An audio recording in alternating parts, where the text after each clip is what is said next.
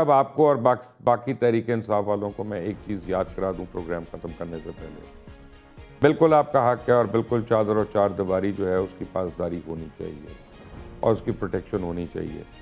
लेकिन यही बात हम आपको कहते थे जब आप तहरीक लब्बैक के लोगों पे बेइंतहा जुल्म कर रहे थे और आपने तहरीक लब्बैक के 44 के करीब लोग शहीद कर दिए, जिसमें हाफिज़ कुरान भी थे कई, और उनमें कोई अपाहज लोग भी थे, नाबीना अफराद भी थे, मैं उनको जानता हूँ, और वो शहीद हो गए।